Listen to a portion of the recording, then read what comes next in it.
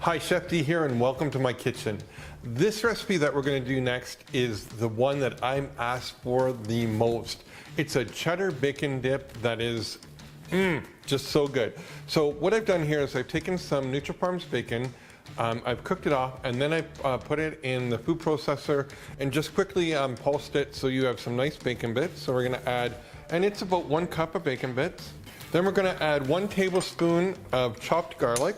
Maybe just a little bit more, good measure. Then we're going to take about 1 cup of finely diced onions. You just want to sear it off. And what we're going to do here is we're going to cook the onions till they're translucent.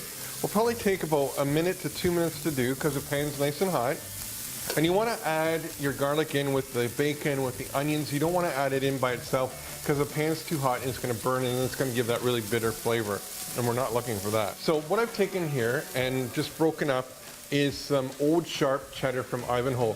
Now this cheese is blended with 35% cream, so it melts perfectly. You're making mac and cheese, this is the cheese to use. So we're gonna add 1 whole block in.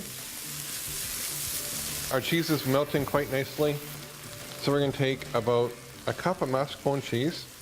We're gonna melt this in. And the great thing about this dip is you can make it the day before, warm it back up in your microwave, or even put it back in the pan nice and low and warm it back up for you. And just to thin it out that little bit that we need, we're going to take some sour cream. Again, about 1 cup of sour cream. Stir that in.